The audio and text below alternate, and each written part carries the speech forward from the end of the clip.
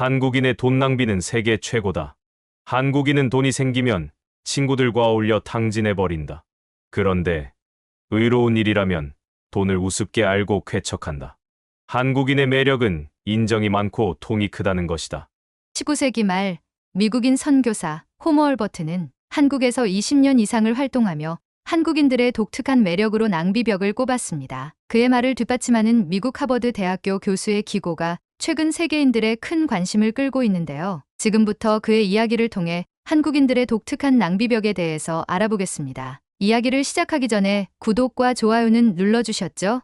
감사합니다. 그럼 지금 바로 들어볼까요? 안녕하세요. 저는 하버드 대학교에서 비교 문화를 연구하고 가르치는 에드워드 스펜서입니다. 오늘은 제가 오랜 연구와 경험을 통해 알게 된 한국이라는 나라의 독특한 문화에 대해 이야기하려고 합니다. 19세기 말 미국인 선교사 호머 B 헐버트는 한국에서 활동하며 이렇게 말했습니다. 한국인은 돈을 단순히 자신을 위해 사용하는 것이 아니라 사람과 사람 사이를 잇는 수단으로 여긴다.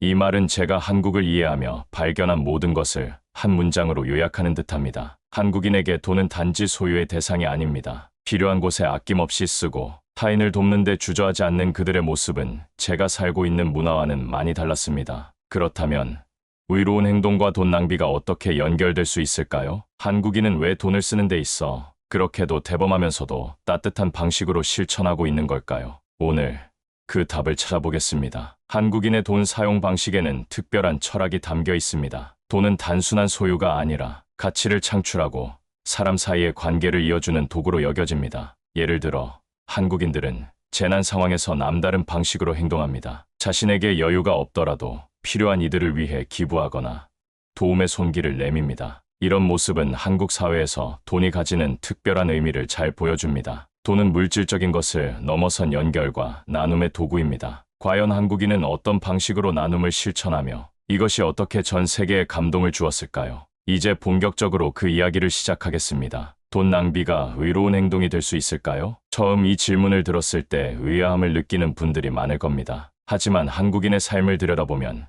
이 질문에 대한 답이 점차 명확해집니다. 돈은 필요 이상의 것을 소비하거나 낭비하는 도구가 아니라 그 이상의 가치를 만들어내는 촉매제가 되곤 합니다. 한국에서는 돈을 쓰는 방식에 독특한 철학이 녹아 있습니다. 역사 속에서도 최근 사례에서도 우리는 돈을 이롭게 낭비하는 한국인의 모습을 발견할 수 있습니다. 이 행동은 단지 이타심이나 배려의 표현을 넘어서 사회적 연대를 강화하고 공동체의 가치를 지켜내는 중요한 역할을 합니다. 예를 들어 1997년 IMF 경제위기 당시 한국인들이 보여준 행동은 세계를 놀라게 했습니다. 국민들은 자발적으로 집에 있던 금을 내놓아 국가 경제를 지원했습니다. 금반지, 금목걸이, 심지어 결혼반지까지 헌납하며 나라를 돕겠다는 의지는 전 세계적으로 주목받았습니다. 이는 단순히 경제적인 지원을 넘어 공동체의 연대를 강화한 역사적 사례로 기록되었습니다. 이와 같은 정신은 현대에도 여전히 이어지고 있습니다. 예를 들어 일본 후쿠시마 원전 사고 당시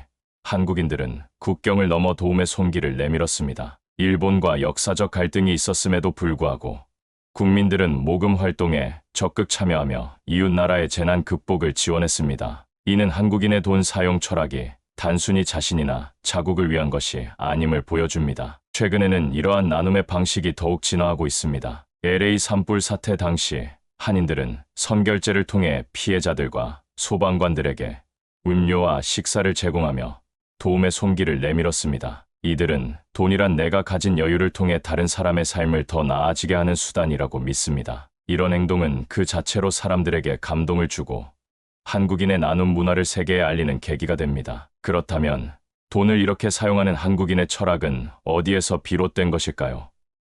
이는 한국인들의 정이라는 독특한 문화적 개념과 깊이 연결되어 있습니다. 정은 단순히 사람 간의 정서적 유대를 뜻하는 것이 아닙니다. 정은 서로의 어려움을 나누고 함께 살아가는 방법을 찾으려는 마음에서 비롯됩니다. 이 정이 돈 사용에도 고스란히 녹아들어 개인의 이익을 넘어 공동체의 발전을 추구하게 만드는 것입니다. 돈을 사용하는 방식은 단지 경제적인 선택이 아닙니다. 이는 한 나라의 가치관, 문화를 반영합니다. 한국인의 나눔 정신과 돈 사용 철학은 단지 좋은 일을 하기 위해 돈을 쓰는 차원을 넘어 그 돈이 얼마나 많은 사람들에게 영향을 미칠 수 있는지 고민하게 합니다. 바로 이 점이 전 세계를 감동시키는 이유가 아닐까요? 이제 우리는 본격적으로 사례들을 살펴보며 한국인의 나눔 문화가 어떻게 실천되고 있는지, 그리고 이것이 전 세계적으로 어떤 영향을 미쳤는지 알아볼 것입니다. 한국인의 돈 사용 철학, 그 의로운 낭비의 이야기를 통해 우리는 돈의 진정한 가치를 다시 생각해 볼 수 있을 것입니다. 한국인의 나눔과 돈 사용 철학은 최근 재난 상황에서도 명확히 드러났습니다. 특히 전 세계가 주목했던 몇 가지 사례를 통해 그 의로운 정신을 확인할 수 있습니다. 첫 번째 사례는 2024년 미국 캘리포니아의 LA 산불 사태입니다. LA에서 대규모 산불이 발생하며 수많은 사람들이 집을 잃고 대피소로 몰려들었습니다. 이때 현지 한인 사회는 누구보다 빠르게 움직였습니다. 한인들이 운영하는 카페와 식당에서는 선결제 시스템을 통해 소방대원과 피해자들에게 무료 식사와 음료를 제공했습니다. 한인 식당 주인들은 이렇게라도 돕지 않으면 마음이 편치 않았다며 음식을 내놓았고, 카페들은 시민들의 기부금을 받아 음료를 미리 결제한 뒤 필요한 이들에게 나누어 주었습니다. 선결제라는 방식은 피해자들이 굳이 감사 인사를 하지 않아도 마음 편히 도움을 받을 수 있게 했습니다. 이뿐만 아니라 한인 단체들은 의류와 구호품도 적극적으로 기부했습니다. 지역 내 한인 의류 브랜드는 직접 제작한 옷과 마스크, 양말 등을 대피소에 전달했으며 구호 물품을 포장하고 나르는데 자원봉사로 나선 사람들도 많았습니다. 이러한 활동은 단지 금전적인 기부에 그치지 않고 필요한 곳에 직접적인 도움을 제공하는 방식으로 이어졌습니다. 두 번째 사례는 코로나19 팬데믹 당시 한국인의 기부와 봉사입니다. 코로나19가 전 세계를 강타하며 의료 시스템이 붕괴 직전까지 몰린 상황에서도 한국은 나눔을 통해 위기를 극복했습니다. 병원에서 일하는 의료진을 위해 도시락을 선결제하여 매일 제공하거나 격리된 사람들에게는 식료품을 미리 결제한 뒤 배송하는 방식으로 지원했습니다. 이런 작은 행동들이 모여 한국의 나눔 문화가 얼마나 강력한지 보여줬습니다. 세 번째 사례는 국경을 넘어선 한국인의 나눔입니다. 최근 튀르키예에서 대규모 지진이 발생했을 때 한국인들은 발빠르게 움직였습니다. 온라인 모금 플랫폼과 기부 단체를 통해 선결제를 이용한 기부금을 모았고, 이를 통해 생필품과 의료 물품을 지원했습니다. 한 한국 기업은 재난 지역에서 필요한 것이 무엇인지 직접 조사해 지원했다며 나눔의 효과를 극대화했습니다. 이러한 사례들이 특별한 이유는 단순히 돈을 기부하거나 물품을 전달하는 것을 넘어 나눔의 과정에서 받는 이들의 존엄성을 배려한다는 점입니다. 선결제 방식은 지원을 받는 사람들에게 불필요한 부담감을 주지 않으면서도 필요한 도움을 제공할 수 있는 세련된 방식입니다. 이는 나눔과 배려가 얼마나 조화롭게 시행될 수 있는지를 보여줍니다. 세계가 재난을 맞이할 때마다 한국인의 이러한 행동은 국제사회에 깊은 감동을 주었고, 나눔의 새로운 모델로 주목받고 있습니다. 이제 우리는 일상 속에서도 이러한 나눔 문화가 어떻게 자리 잡고 있는지 살펴보겠습니다. 선결제가 단지 재난 상황에만 국한되지 않고 한국인의 일상에 녹아있는 방식은 더욱 놀라운 이야기를 담고 있습니다. 한국 사회에서 선결제와 기부 문화는 일상 속에서 깊이 뿌리내려왔습니다. 특히 사회적 위기나 재난 상황에서는 이러한 나눔의 문화가 더욱 두드러지게 나타납니다. 최근의 비상계엄 사태에서도 이러한 모습이 뚜렷하게 드러났습니다. 2024년 12월 3일 윤석열 대통령의 갑작스러운 비상계엄 선포로 인해 전국이 혼란에 빠졌습니다. 그러나 약 155분 만에 국회가 계엄 해제안을 가결하고 대통령이 이를 수용하면서 사태는 일단락되었습니다. 이러한 급박한 상황 속에서도 시민들은 빠르게 결집하여 시위에 참여했습니다. 특히 집회 현장에서는 참가자들을 위한 다양한 지원 활동이 펼쳐졌습니다. 집회에 참여한 시민들은 서로를 돕기 위해 다양한 방식으로 지원을 제공했습니다. 예를 들어 인근 카페나 식당에서 음료나 음식을 선결제하여 집회 참가자들이 무료로 이용할 수 있도록 했습니다. 이러한 선결제 문화는 집회 참가자들에게 큰 힘이 되었습니다. 또한 일부 시민들은 집회 현장에 직접 음료수나 간식을 가져와 나누어 주기도 했습니다. 이러한 자발적인 기부와 나눔은 집회에 참여한 이들에게 큰 위로와 지지를 제공했습니다. 이러한 모습은 과거의 집회 문화와도 연결됩니다. 1987년 6월 집회 시위 현장에서도 빵과 우유, 김밥과 음료수가 돌았으며 이는 곳곳에서 기부한 것들이었습니다. 이러한 선결제와 기부를 통한 지원은 단순한 물질적 나눔을 넘어 사회적 연대와 공동체 의식을 강화하는 데 큰 역할을 합니다. 시민들은 자발적인 나눔을 통해 서로를 지지하고 공동의 목표를 향해 함께 나아갑니다. 한국인의 이러한 나눔 문화는 단결력과 상부상조의 정신을 잘 보여줍니다. 위기 상황에서 서로를 돕고자 하는 이러한 마음가짐은 한국 사회의 강한 공동체 의식을 나타내며 이러한 문화는 앞으로도 계속해서 이어질 것으로 기대됩니다. 이러한 사례들은 한국 사회의 독특한 나눔 문화를 보여주며 위기 상황에서도 서로를 돕고자 하는 마음이 얼마나 깊이 뿌리내려 있는지를 잘 나타냅니다. 한국인의 의로운 돈 낭비는 재난 상황뿐 아니라 일상 속에서도 쉽게 찾아볼 수 있습니다.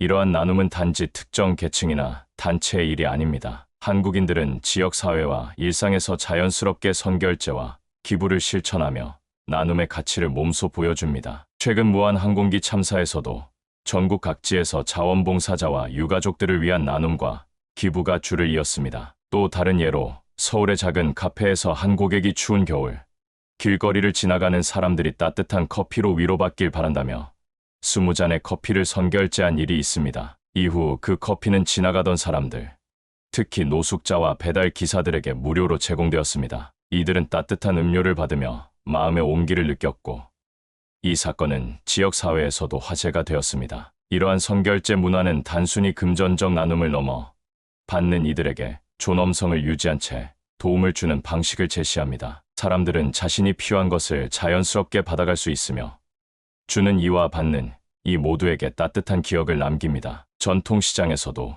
의로운 돈 낭비는 흔히 발견됩니다. 예를 들어 경기도의 한 전통시장에서 한 주민이 떡집에 30만 원을 선결제하며 필요한 어르신들께 떡을 나누어 달라고 부탁한 사례가 있습니다. 이후 떡집 주인은 지역 내 어르신들에게 무료로 떡을 나누어 주었고 이 소식은 지역 신문을 통해 알려지며 많은 사람들에게 감동을 주었습니다. 한국에서는 개인뿐 아니라 기업과 프랜차이즈도 선결제와 나눔 문화에 적극 동참하고 있습니다. 대형 카페 프랜차이즈에서는 고객이 선결제한 음료를 복지시설이나 지역의 어려운 이웃에게 전달하는 캠페인을 자주 운영합니다. 또한 편의점 체인점에서는 고객들이 간편하게 기부할 수 있도록 결제 시스템에 기부 옵션을 추가하여 저소득층 어린이들에게 간식을 제공하는 등 지속적인 나눔을 실천하고 있습니다. 이와 같은 기업의 참여는 나눔 문화를 확산시키는데 크게 기여하고 있습니다. 한국 사회에서는 선결제나 기부가 개인적인 만족을 넘어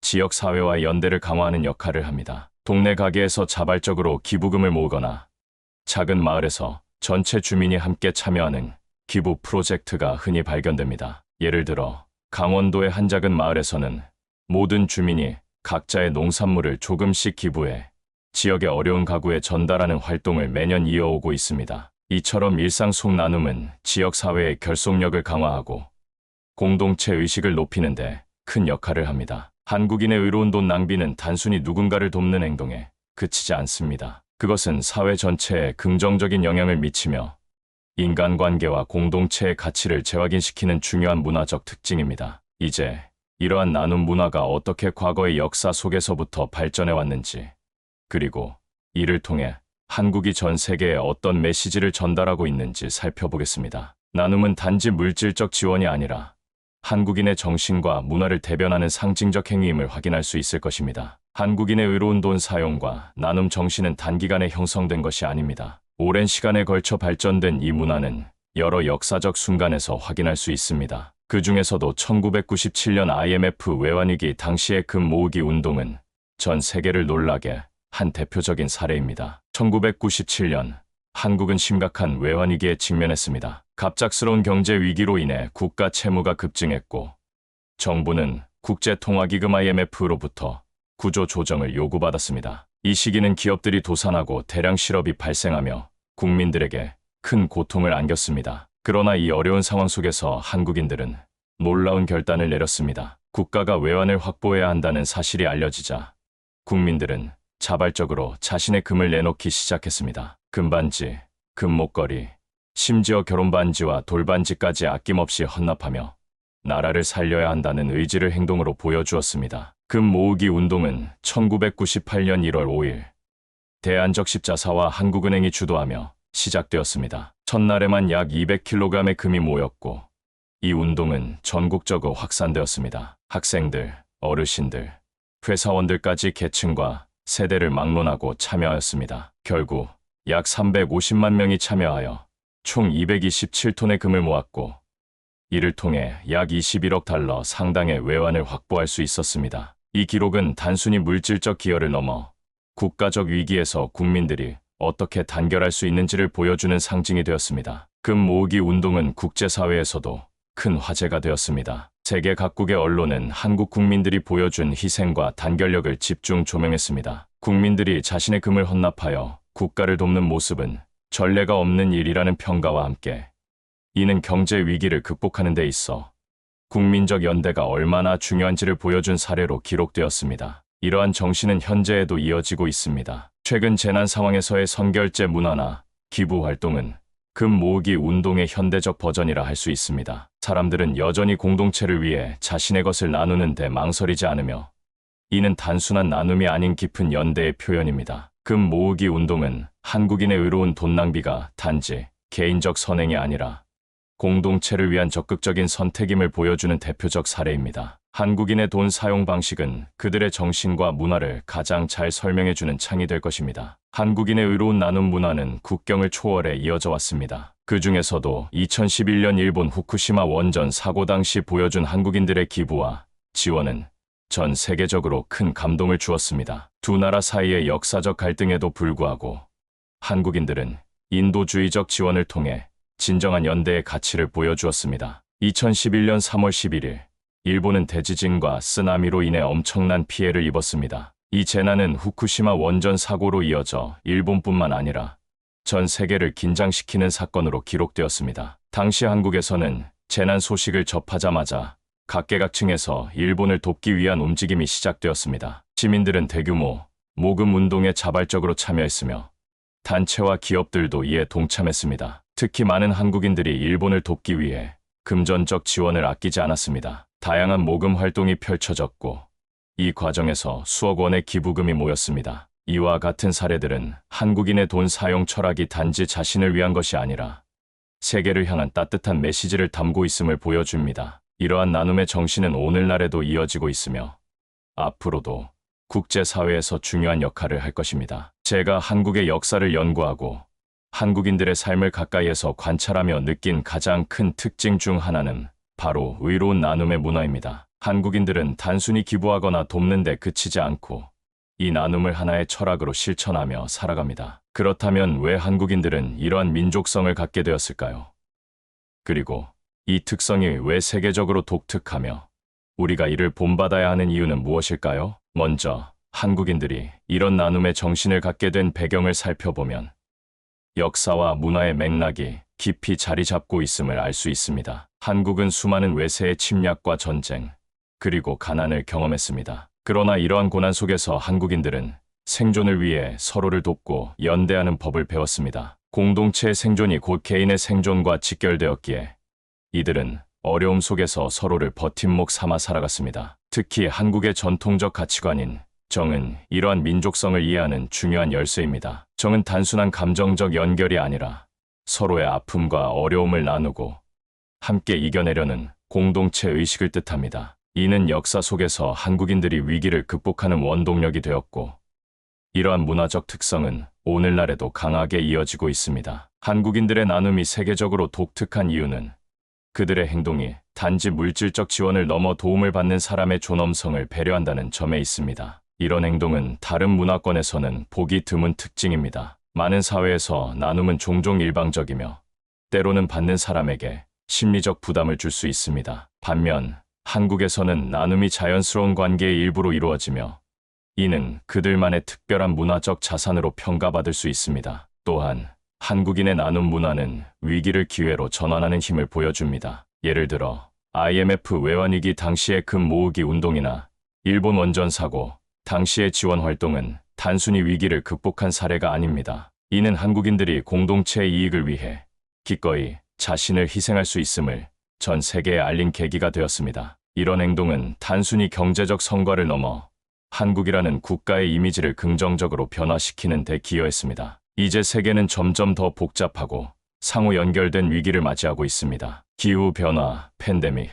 그리고 사회적 불평등과 같은 문제들은 개별 국가나 개인이 해결할 수 없습니다. 이런 상황에서 한국인의 나눔 문화는 중요한 교훈을 제공합니다. 첫째, 개인의 이익을 넘어서 공동체의 번영을 추구하는 태도는 세계가 직면한 문제를 해결하는 데 있어 필수적입니다. 한국인들은 개인의 희생을 두려워하지 않고 공동체의 이익을 위해 기꺼이 자신의 것을 나누는 민족성을 가지고 있습니다. 이는 협력과 연대가 필요할 때 전 세계에 강력한 영감을 줄 수 있습니다. 둘째, 존엄성을 존중하는 나눔의 방식은 나눔의 지속 가능성을 높이는 데 기여합니다. 단순히 물질적 도움을 주는 것을 넘어 도움을 받는 이들의 자존감을 보호하고 나눔을 하나의 자연스러운 과정으로 만드는 한국인의 방식은 글로벌 사회에서도 큰 본보기가 될 수 있습니다. 셋째, 위기 속에서의 단결은 불가능해 보이는 상황에서도 변화와 극복을 가능하게 합니다. 한국인들은 역사적으로 이러한 단결의 힘을 통해 놀라운 성과를 이루어왔습니다. 이는 다른 국가와 사회가 직면한 문제를 해결하는 데도